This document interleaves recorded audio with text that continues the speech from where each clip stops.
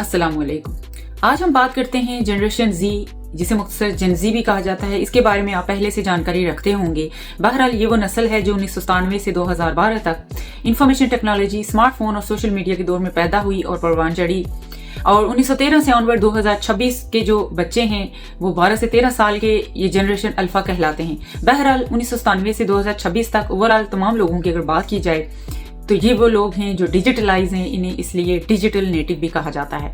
ये लोग वो हैं जो हालात व वाक़यात से बाखबर रहने वाले, पूरी दुनिया में क्या हो रहा है सियासी, माशी, माशरती तौर पर, और इसके अलावा ये हकीकत पसंद होते हैं, ग्राउंड रियलिटीज़ के ऊपर बात करते हैं और सवाल करना पसंद करते हैं और सबूत भी मांगते हैं। यही वजह है कि इनके सामने कोई सियासी, मजहबी या तारीखी बात ऐसी बयान की जाए जिसका हकीकत में कोई वजूद न हो, या कागजी हत्ता का या ज़बानी कलामी या मन घड़त बात होती है, आपसे सवाल ज़रूर करते हैं और सबूत भी मांगते हैं। अब पूरी दुनिया में मुख्तलिफ तरह के निज़ाम कायम हैं। पूरी दुनिया तरक्की याफ्ता, तरक्की पजीर और तीसरी दुनिया के ममालिक में तकसीम है।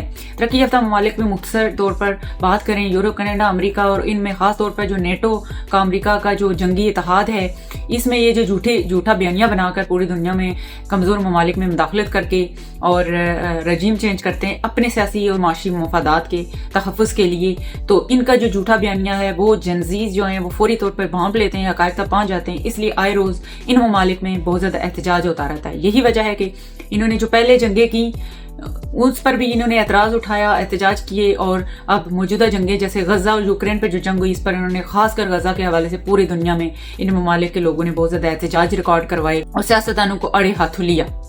अब अगर हम बात करें जनूबी एशिया में भी बहुत ज़्यादा एहतजाज होते रहे और कुछ इतने सख्त हुए हैं कि लोगों ने हुक्मरानों और सियासतदानों को घरों से बाहर निकाल कर मारा और पीटा।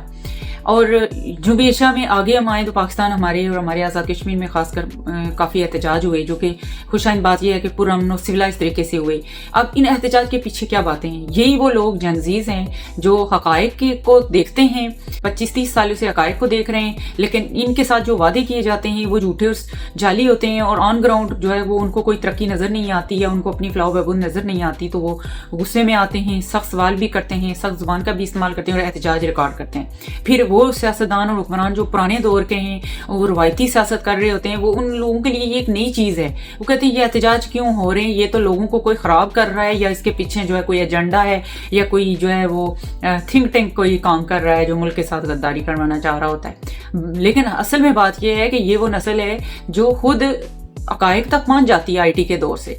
खासकर वो हक़ाइक़ तारीख़ी लिहाज से जो लोगों से, मिसाल के तौर पर मजहबी हक़ाइक़ होते हैं, कुछ तारीख़ी सियासी हक़ाइक़ पूरी दुनिया से जो छुपाए जाते हैं, वो अब लोगों तक खुद ब खुद जो आईटी की वजह से, इंफॉर्मेशन टेक्नोलॉजी की वजह से पहुँच रहे हैं। बहरहाल वो लंबी बात है। अगर हम खासकर अपने मखसूस इलाके की बात करें तो ये वो दौर चल रहा है और आने वाला दौर इससे भी सख्त है, क्योंकि लोग जो हैं वो प्रैक्टिकल देखना चाहते हैं, ऑन ग्राउंड देखना चाहते हैं। वो कोई भी बोगस या घोस्ट या जाली या कागजी बात जो कि हकीकत में ग्राउंड पे ना हो, उस पर वो सवाल ज़रूर करते हैं, क्योंकि वो हकीकत का सुराग लगा लेते हैं। एक लम्हे उनके साथ अगर झूठ बोला जाए या झूठा वादा किया जाए तो 2 दिन बाद उन्होंने हकीकत की जानकारी हासिल की होती है अपने तरीके से, क्योंकि आईटी का दौर है और इस पर किसी का कोई इख्तियार नहीं है।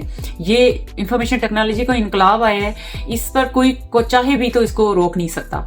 तो इसलिए लोगों तक चूँकि हक़ाइक़ खुद ही पहुँच जाते हैं, तो अब जो आने वाला दौर है और ये मौजूदा दौर है, इसमें अमली मैदान में, खा वो सियासत का मैदान है, मज़हब का मैदान है, खा वो कोई इंतज़ामी ढांचे पे कोई बड़े ओहदे वाला इंसान बैठा हुआ है, अदालती निज़ाम है, इंतज़ामी निज़ाम है, कोई भी है, सब के लिए जो है वो यही है कि वो अपने काम में या अपनी फील्ड में कोई भी झूठा या बोगस या घोस्ट चीज़ वो नहीं कर सकते। वो जो भी उन्होंने करना होगा वो प्रैक्टिकल और रियलिटी के बेस पे करना होगा, ताकि लोग मुतमईन होंगे। और एहतजाज के ये जो सिलसिले शुरू हुए हैं, इनसे लोग निकल कर दोबारा से जो है वो इत्मीनान हासिल करें और उनके अंदर जो मुतल्लिका फील्ड के लोग होते हैं उन पर एतमाद की फ़िज़ा कायम हो।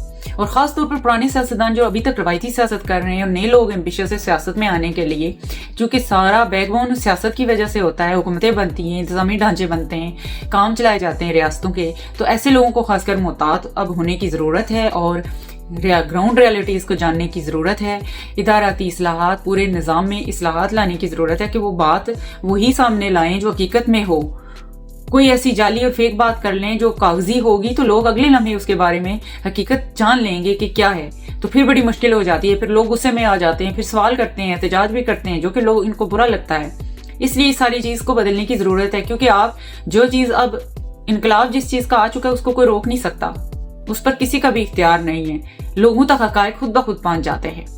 اب تک کے لیے اتنا ہی۔ راحیلہ خان کو دیجیے اجازت، اللہ نگہبان۔